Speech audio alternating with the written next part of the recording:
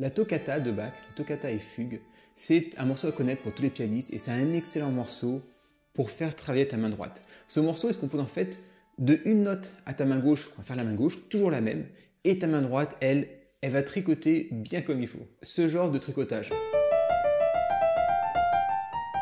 Et etc. Et après, il y a la grande descente.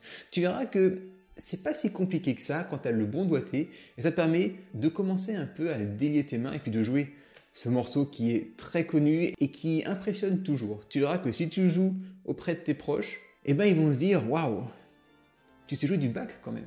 Donc c'est parti pour apprendre une partie de la toccata de Bach.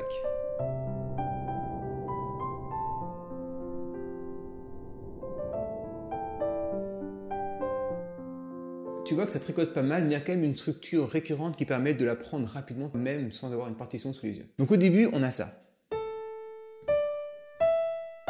Et ensuite, on va à chaque fois monter 4 notes, les unes à la suite des autres, en partant par d'abord le Ré, ensuite le Mi, ensuite le Fa.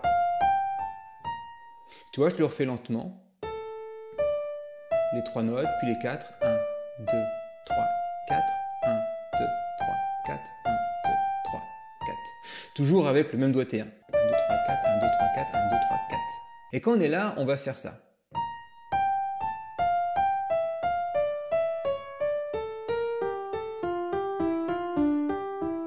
Et la suite, je le refais lentement pour bien que tu vois. On va chaque fois faire un intervalle de une note en descendant, puis on va prendre la note qui est plus haute, juste à côté de la première, qui donne ça. Donc on arrive sur notre si bémol, et ensuite on fait un intervalle de 2 notes, donc pas celle-là, mais celle-là. On remonte d'une note, on descend de 2 notes, on remonte d'une note, on descend de 2 notes, on remonte d'une note, on descend de 2 notes, on remonte d'une note, on descend de notes, attention là il y a un Do dièse, etc. etc.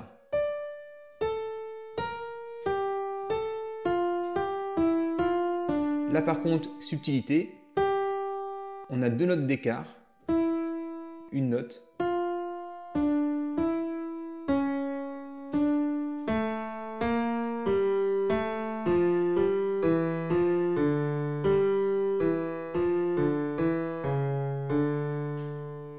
tu vois que quasiment tout le temps, on a à chaque fois l'écart de une note entre les deux et on revient sur une, sauf quelques passages. Je vais te le refaire un peu doucement en t'expliquant un peu plus. C'est ce qu'on appelle une gamme brisée. C'est-à-dire, au lieu de monter une gamme comme ça, on la monte comme ça. Tu vois, on monte de 2, on revient de 1. On monte de 2, on revient de 1. C'est une gamme, mais elle est brisée. Je te le refais un coup lentement pour bien que tu vois avec la main gauche. Regarde bien cette main gauche qui fait toujours un La à répétition, et surtout c'est pour le passage où la main droite, tu vois que elle va être ici et elle va arriver ici. Mais ta main gauche va toujours jouer. Donc à un moment ici où on va avoir une zone où on va devoir être un petit peu vigilant pour que ta main gauche continue même quand ta main droite passe au-dessus. Je te fais lentement pour toi comment ça se passe.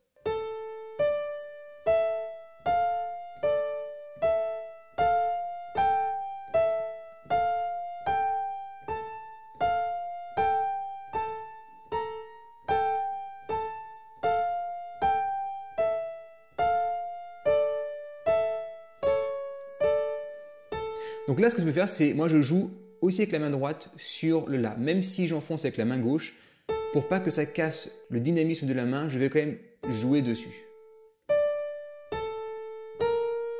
C'est pareil, je joue les deux en même temps ici, tu vois.